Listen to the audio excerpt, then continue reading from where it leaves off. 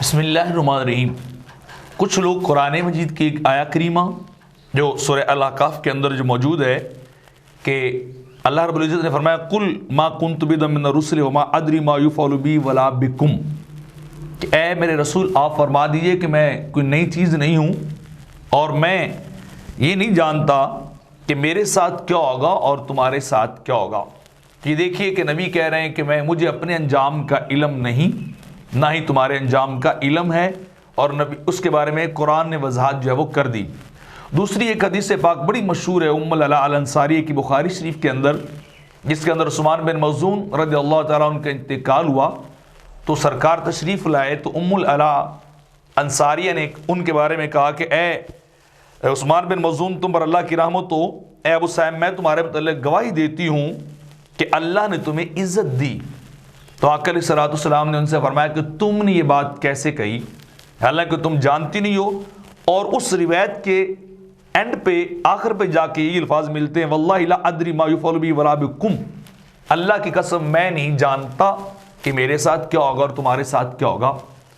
تو اس حدیث اور اس آیہ کریمہ کو لے کر بہت سارے لوگوں نے جو سرکار سے آپ کے انجام کی خبر اور علم غیب کی جو ہے وہ نفی کی ہے کہ دیکھیں نبی کو تو اپنے انجام کا پتہ نہیں، دوسروں کے بارے میں کیا جانیں گے، دوسروں کے بارے میں وہ کیا خبر دیں گے۔ جیسے شیخ خلیل امبیٹوی نے اور شاہ اسماعیل دہلوی نے اپنی کتابوں کے اندر جو ہے وہ لکھا ہے کہ سرکار کو علم غیب نہیں تھا، وہ اپنے متعلق کچھ نہیں جانتے تھے۔ تو آئیے دیکھتے ہیں کہ یہاں قرآن نے اور حدیث نے دو لفظ یعنی استعمال ہوئے قرآن اور حدیث میں، لا ادری درایت۔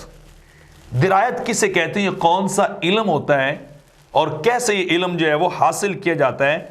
تو علامہ حسین بن محمد راغب اصفہانی جو ہیں المفردات کے اندر لکھتے ہیں الدرایت المعرفہ المدرک بضرب من الحیل، کہتے ہیں یہ علم کی وہ قسم ہوتی ہے جو کسی ظاہری حیلہ اور ترکیب کے ذریعے سے جو حاصل کی جائے، یعنی بندہ خود اپنی عقل اور فہم سے اس کو حاصل کرے۔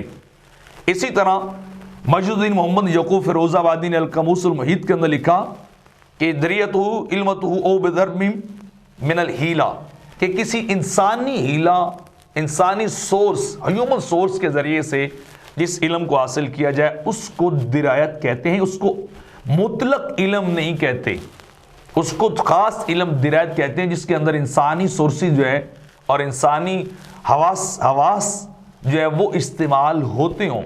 اسی طرح مرتضی حسینی زبیدی نے بھی تاج العروض کے اندر لکھا ہے کہ درایت وہ علم خاص علم ہوتا ہے کہ جو کسی حیلہ سے کسی چیز کو جانا جائے، اور یہ علم انسان کے ساتھ خاص ہے۔ درایت کا اطلاق اللہ پر نہیں ہوتا۔ یہ لغت کی کتابوں کے میں حوالے جو ہے وہ کوٹ کر رہا ہوں کہ درایت انسانی علم جو ہے وہ ہوتا ہے۔ اس طرح بدر الدین محمود عینی نے بھی عمدۃ القاری کے اندر لکھا الدرایت الاخص لأنها علم باحتیال، کہ درایت خاص علم ہے جو ہیلے سورسز کے ذریعے سے دنیا میں جو جانا جاتا ہے۔ نظام الدین حسن بن محمد قمی نیشا پوری وہ بھی لکھتے ہیں اپنی کتاب کہ غرائب القرآن کے اندر کہ جار اللہ نے کہا کہ علم اللہ کے لیے استعمال ہوتا ہے اور درایت بندے کے لیے استعمال ہوتا ہے، یعنی یہ بندے کا علم ہے اور علم جو ہے وہ جس لفظ علم وہ خدا کا علم ہے۔ اس طرح قاضی بیضاوی نے بھی کہا ہے کہ علم کو اللہ کے لیے استعمال کیا جاتا ہے اور درایت کو بندے کے لیے۔ مطلب یہ ہے کہ یہ ساری جو ہے تصریحات اور دلائل اس بات پہ دلالت کرتے ہیں کہ درایت وہ علم ہے جو انسان کا اپنا حاصل کردہ عقل سے، ظاہری کسی سورس سے یا دنیاوی کسی قانون سے اس کو درایت کہتے ہیں۔ تو آپ سمجھیے کہ اللہ رب العزت قرآن کے اندر کہہ رہا ہے سرکار کی زبان سے کہ وما ادری ما یفعل بی ولا بکم، میں خود نہیں جانتا اللہ کے بتانے کے بغیر، وحی کے بغیر خود نہیں جانتا کہ میرے ساتھ کیا ہوگا اور تمہارے ساتھ کیا ہوگا۔ باقی رہا کہ سرکار کو غیب کا بعض علم جو اللہ نے عطا کیا وہ تھا یا نہیں تھا، تو وہ قرآن مجید کے اندر اللہ نے خود اس چیز کو بڑی وضاحت سے بیان کر دیا ہے۔ اللہ رب العزت آل عمران سورہ 44 آیت نمبر 44 کے اندر فرما رہا ہے ذالک من انباء الغیب نوحی الیک، یہ غیب کی خبریں ہیں، بعد غیب کی خبریں نوحی الیک، ہم آپ کی طرف وحی کرتے ہیں۔ اسی طرح سورہ ہود کے اندر بھی اللہ نے فرمایا تلک من انباء الغیب نوحیہا الیکا، یہ غیب کی بات خبریں جو ہم آپ کو دیتے ہیں. کلی غیب کا تو کوئی دعوے دار ہے ہی نہیں سرکار کے بارے میں، تو غیب کی باتیں ہیں. اور پھر اللہ نے فرمایا ما کان اللہ لیطلعکم علی الغیب ولکن اللہ یجتبی من رسلہ من یشاء. اللہ رب العزت سورہ آل عمران کے اندر جو فرما رہا ہے کہ اللہ کی یہ شان نہیں کہ وہ تمہیں غیب کے بارے میں مطلع کرے، ولکن اللہ یجتبی من رسلہ من یشاء، لیکن اللہ اپنے رسولوں میں جسے منتخب کرتا ہے غیب دے دیتا ہے. آگے چلیے سورہ جن کے اندر عالم الغیب فلا یظہر علی غیبہ احدا الا من ارتضی من رسول، اللہ ہی غیب جانتا ہے اور غیب کے اوپر کسی کو مطلع نہیں کرتا، کسی کو غیب نہیں دیتا.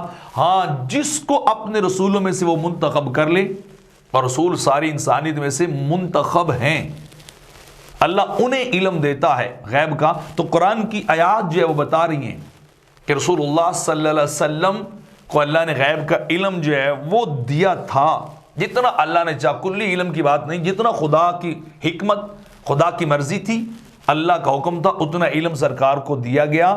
تو لہٰذا درایت کا لفظ لے کر قرآن کا ترجمہ غلط کرتے ہوئے، حدیث کا ترجمہ غلط کرتے ہوئے یہ کہنا کہ نبی کو بالکل علم نہیں تھا، تو پھر یہ قرآنی آیات کا مفہوم کیا ہوگا؟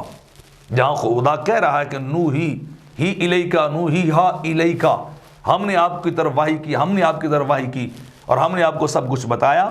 اور دوسری بات یہ بھی ہے کہ آپ احادیث پڑھ کے دیکھیے، کیا میرے آقا علیہ الصلوۃ والسلام نے اپنے انجام کے متعلق کچھ نہیں بتایا تھا؟ تو میرے آقا علیہ الصلوۃ والسلام نے تو بڑا کھل کر اپنے انجام کے متعلق بیان کیا. صحیح مسلم اور ابو داؤد کی روایت ہے کہ ابو ہریرہ روایت کرتے ہیں، آقا علیہ الصلوۃ والسلام نے فرمایا کہ قیامت کے دن میں تمام اولاد آدم کا سردار ہوں گا، میری قبر سب سے پہلے کھولی جائے گی، سب سے پہلے میں شفاعت کروں گا اور سب سے پہلے میری ہی شفاعت قبول بھی کی جائے گی. تو یہ دیکھ لیں سرکار اپنے انجام کے بارے میں بتا رہے ہیں. مسلم کی روایت ہے، ابو داؤد کی روایت ہے، اور اس سے آگے صحیح مسلم کتاب الایمان کی روایت ہے کہ حضرت انس رضی اللہ تعالیٰ عنہ بیان کرتے ہیں کہ آقا علیہ الصلوۃ والسلام نے ارشاد فرمایا کہ قیامت کے دن میری امت، میرے متابعین سارے نبیوں سے زیادہ ہوں گے، سارے نبیوں سے بڑھ کر ہوں گے، اور سب سے پہلے جنت کا دروازہ میں جا کے کھٹکھٹاؤں گا. تو آپ خود دیکھیے اگر نبی کو اپنے انجام کا علم نہیں تو یہ کیوں روایت آ رہی؟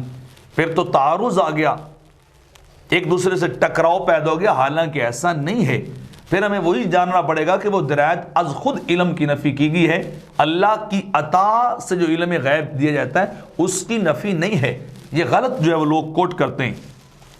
صحیح مسلم کے اندر ایک تیسری روایت ہے، حضرت انس بن مالک رضی اللہ تعالیٰ عنہ بیان کرتے ہیں کہ آقا علیہ السلام نے فرمایا کہ قیامت کے دن میں جنت کے دروازے پہ آؤں گا اور میں جنت کا دروازہ کھٹکھٹاؤں گا.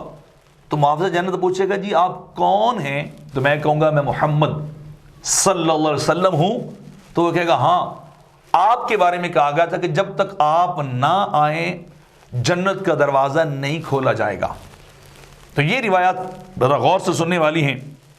اور آقا علیہ السلام نے ایک اور روایت میں فرمایا، اسے بھی حضرت انس سے روایت کر رہے ہیں کہ میں سب سے پہلے جنت میں شفاعت کرنے والا ہوں گا اور جنتی میری تصدیق کریں گے، کسی نبی کی تصدیق نہیں کی جائے گی.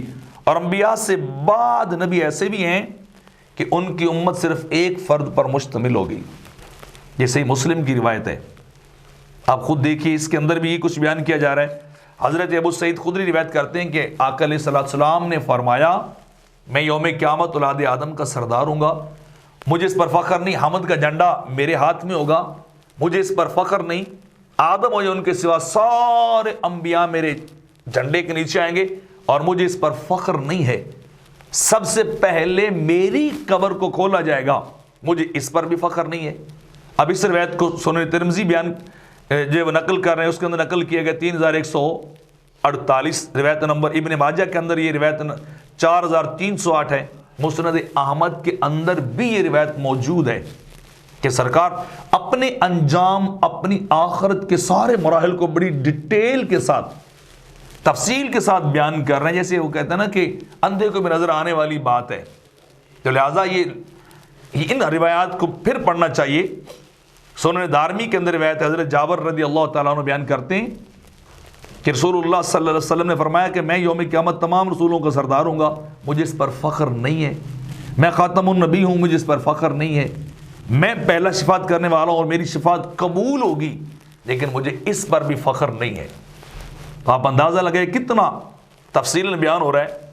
اور ترمذی شریف کی روایت ہے 3612 کہ حضرت انس رضی اللہ تعالیٰ نقل کرتے ہیں رسول اللہ صلی اللہ علیہ وسلم نے ارشاد فرمایا کہ میرے لیے وسیلے کا سوال کرو کہ اللہ مجھے وہ مقام عطا کرے۔ صحابہ نے سرکار سے عرض کی کہ وسیلہ کیا چیز ہے؟ تو آپ نے فرمایا وہ جنت کا سب سے بلند درجہ ہے جو صرف ایک شخص کو ملے گا، اور مجھے امید ہے کہ وہ ایک شخص پوری انسانیت میں سے میں ہی ہوں جس کو اللہ وہ درجہ عطا کرے گا۔ تو یہ روایت صرف میں نے وہ بیان کی ہیں کہ جن کے اندر آقا علیہ الصلوۃ والسلام نے اپنے متعلق بیان کیا ہے، ورنہ کئی روایات ہیں جن میں آقا علیہ الصلوۃ والسلام نے صحابہ کے متعلق، اہل بیت کے متعلق بھی بڑا ڈیٹیل کے ساتھ بیان کیا ہے کہ وہ ان کی انجام کیا ہوا یا کیا ہوگا، قیامت کے دن وہ کہاں ہوں گے، جنت میں وہ کیسے ہوں گے، کہاں ہوں گے، یہ سب کچھ احادیث مبارکہ کے اندر موجود ہے۔